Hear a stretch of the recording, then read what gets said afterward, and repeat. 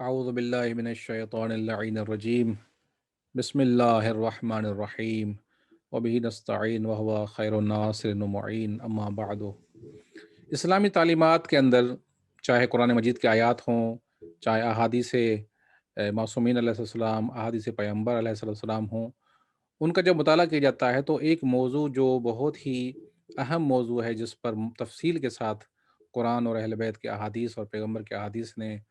ان پر گفتگو کی ہے، وہ دنیا کا موضوع ہے۔ دنیا کے موضوع کے متعلق فراوان مطالب ہمیں ملتے ہیں اسلامی معارف کے اندر، جہاں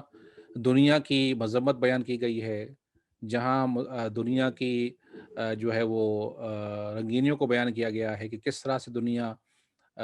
ہے اور کس طرح سے انسان دنیا کے جیسے گمراہ ہوتا ہے۔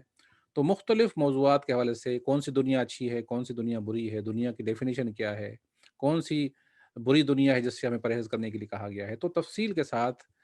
یہ موضوع ڈسکس کیا گیا ہے۔ لیکن ہم ان تمام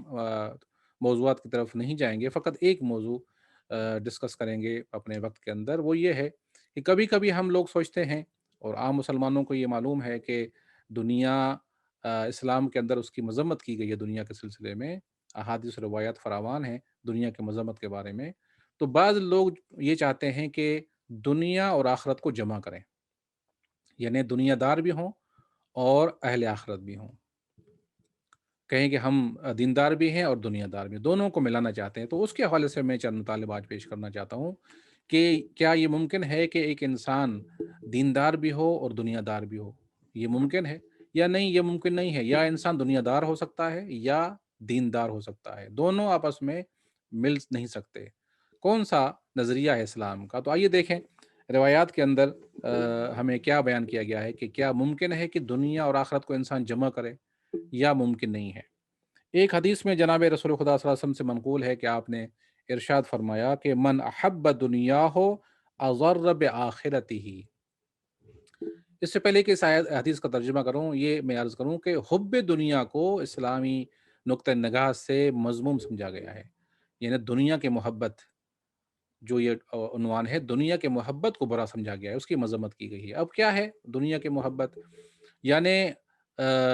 وہ چیز جو انسان کو خدا سے دور کرے، جو ایک ڈیفینیشن کی گئی ہے دنیا کی محبت کی، وہ یہ ہے کہ ہر وہ چیز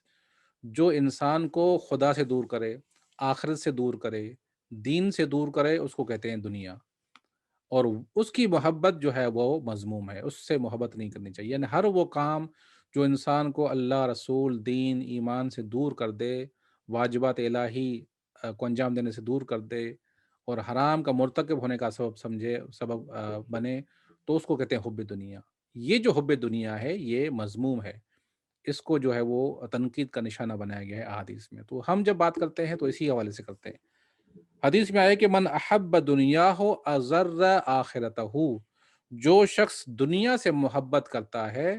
وہ اپنی آخرت کو نقصان پہنچاتا ہے۔ یعنی اگر کوئی انسان دنیا سے محبت کرے گا، یعنی کون سی دنیا؟ جیسے میں نے عرض کیا کہ وہ دنیا کہ جو انسان کو اللہ رسول سے، دین سے، خدا سے، اپنے وظائف دینی سے دور کر دے، اس کو کہتے ہیں بری دنیا۔ ایسی دنیا کی محبت انسان کے دل میں اگر پیدا ہو جائے تو پھر اس انسان کی آخرت کو نقصان پہنچے گا۔ امیر المومنین سے ایک روایت ہے، آپ نے ارشاد فرمایا کہ ان الدنیا والآخرت عدوان متفاوتان و سبیلان مختلفان۔ فرماتے ہیں کہ دنیا اور آخرت یہ دو ایسی چیزیں ہیں کہ جو ایک دوسرے کے دشمن ہیں، یعنی دنیا آخرت کے دشمن ہے اور آخرت دنیا کے دشمن ہے۔ متفاوتان یہ دونوں مختلف ہیں اور ان کے راستے دونوں کے الگ ہیں، دنیا کا راستہ الگ ہے اور آخرت کا راستہ الگ ہے۔ فمن احب الدنیا تولا وتولاه ابغض الآخرة وعاداها۔ فرمایا کہ جو شخص دنیا سے محبت کرتا ہے اور اس سے دوستی کرتا ہے تو وہ یقیناً آخرت سے بغض اور دشمنی رکھے گا۔ وعاداها وہما یعنی انسان کے دل میں اگر دنیا کی محبت آ جائے تو یقیناً وہ محبت انسان کے دل میں آخرت کی نفرت پیدا کرے گی۔ اور پھر فرمایا کہ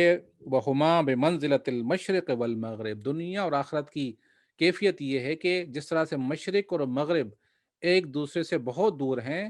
اسی طریقے سے دنیا اور آخرت کے درمیان بھی اتنا فاصلہ ہے،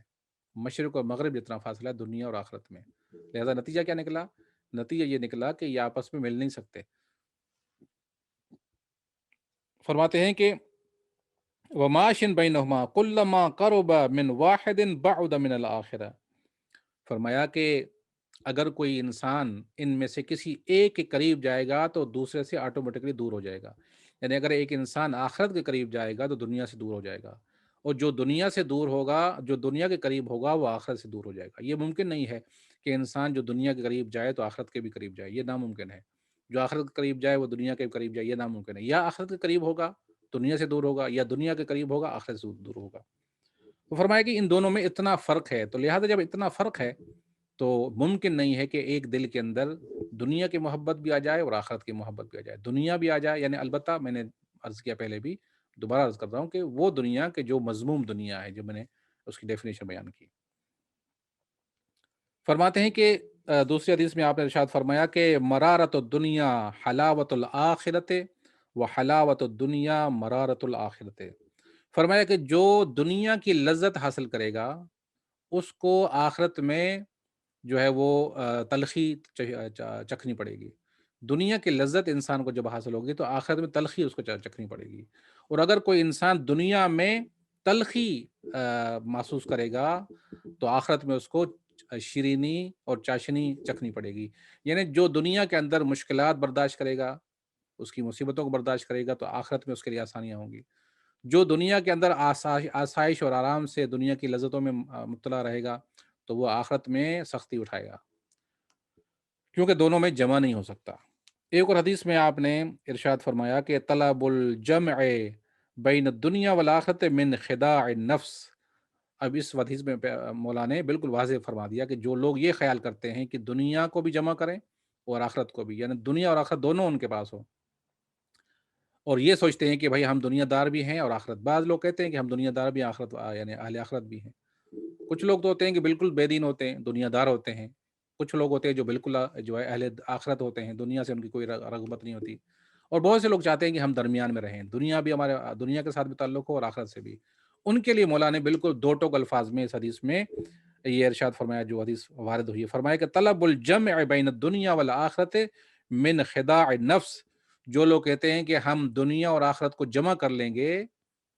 وہ سمجھ لیں کہ ان کو ان کا نفس دھوکہ دے رہا ہے، وہ دھوکے میں ہیں، نفس کے دھوکے میں ہیں کہ دنیا اور آخرت کو جمع کر لیں، البتہ جو مذموم دنیا ہے، جو میں نے عرض کیا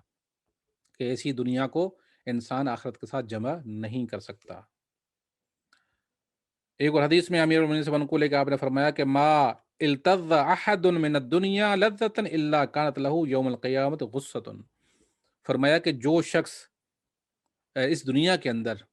لذت حاصل کرے گا، کوئی بھی لذت دنیا کی اگر انسان حاصل کرے گا تو قیامت کے دن اس کو پشیمانی ہوگی، وہ ناراحت ہوگا اس لذت سے جو دنیا میں اس نے حاصل کی ہے۔ اور پھر ایک اور حدیث میں دوسرے انداز سے بیان کیا کہ ثروت الدنیا فقر الآخرہ، اگر ایک انسان دنیا میں مالدار ہے تو وہ آخرت میں فقیر ہوگا، یعنی اس کے پاس کچھ نہیں ہوگا، البتہ جیسے میں نے بار بار کہا کہ جو مذموم دنیا ہے، جس کے بارے میں، جس کی محبت نہ رکھنے کے بارے میں کہا گیا ہے، اس کی بات ہو رہی ہے کہ اگر وہ دنیا اس کے پاس زیادہ ہو، اس دنیا کے لحاظ سے وہ مالدار ہو تو آخرت میں وہ فقیر ہوگا، اس کے پاس کچھ نہیں ہوگا۔ آخری حدیث کو امام صادق علیہ السلام سے کہ آپ نے فرمایا کہ آخر نبی یدخل الجنت سلیمان ابن داؤد وذالک لما اعطی فی الدنیا۔ البتہ یہ حدیث اس کا رخ جو ہے وہ تھوڑا ڈفرینٹ ہے، وہ یہ ہے کہ امام صادق السلام سے یہ روایت ہے کہ آپ نے فرمایا کہ سب سے آخر میں جنت میں جو نبی داخل ہوگا وہ جناب سلیمان ابن داؤد ہوں گے، اور اس کی وجہ بیان فرمائی کہ اللہ تعالیٰ ان کو آخر میں کیوں داخل فرمائے گا، فرمایا کہ اس لیے کہ اللہ تعالیٰ نے ان کو دنیا کے اندر جو ہے وہ بہت زیادہ مال و دولت عطا فرمایا تھا، دنیا عطا فرمائی تھی، اگرچہ ان کے دل میں اس کی محبت نہیں تھی، جناب سلیمان کے دل میں اس دنیا کی محبت نہیں تھی، کیونکہ نبی ممکن نہیں ہے کہ وہ مذموم دنیا اور بری دنیا کے ساتھ محبت کرے، لیکن بہرحال دنیا تھی۔ فرمایا کہ یہ جو دنیا کے اندر اس کو جناب سلیمان کو جو آسائش اور جو چیزیں ملی تھیں، اس کا یہ نتیجہ ہوگا کہ وہ جنت میں آخر میں داخل ہوں گے۔ تو کلی طور پر نتیجہ یہ نکلتا ہے کہ دنیا چاہے اچھی ہو چاہے بری ہو، اگر زیادہ ہے انسان کے پاس تو تھوڑا بہت انسان کے اعمال پر، اس کی آخرت پر اثر ہوتا ہے۔ اگر بالکل ہی بری دنیا اور مذموم دنیا اس کے پاس ہے تو پھر عذاب ہے اس کے لیے سختیاں ہیں اور اس کے لیے جہنم ہے۔ لیکن اگر دنیا اچھی ہے اس کے پاس اور بہت زیادہ دی گئی ہے اور اس نے لطف اٹھایا ہے دنیا کے اندر، تو اس کا بھی تھوڑا بہت اثر ہوگا، وہ یہ کہ وہ جنت میں دیر سے داخل ہوگا۔ تو لہٰذا نتیجہ یہ نکلتا ہے کہ وہ دنیا کے جو مذموم ہے وہ اس سے محبت نہیں کرنی چاہیے، لیکن جو دنیا اچھی ہے، یعنی وہ مال اور وہ دولت جو انسان کو آخرت کے لیے کام آئے، یعنی مال دولت ہے اس کے پاس لیکن اس سے گناہ نہیں کرتا، اس سے نافرمان نہیں کرتا، جو واجبات ہیں ان کو ادا کرتا ہے، غریبوں میں تقسیم کرتا ہے، دوسروں کو شیئر کرتا ہے، دوسروں کو اپنے مال میں شامل کرتا ہے اور آخرت اپنی بناتا ہے انسان، تو ایسی دنیا اچھی دنیا ہے۔ اسی دنیا کے ساتھ محبت بھی کرنی چاہیے، ایسی دنیا کی محبت بری نہیں ہے، لیکن محبت جو بری ہے وہ اس دنیا کی ہے کہ جو انسان کو خدا، دین اور اہل بیت سے دور لے جائے۔ دعا کرتے ہیں کہ پروردگار عالم ہم سب کو دنیا کی محبت جو ہے اس سے دور فرمائے، ہمارے دلوں کو دنیا کی محبت سے خالی فرمائے، پاک فرمائے اور اپنی اطاعت اور بندگی میں اگر ہمارے پاس دنیا ہے تو اس میں صرف کرنے کی توفیق عطا فرمائے۔ السلام علیکم ورحمۃ اللہ وبرکاتہ۔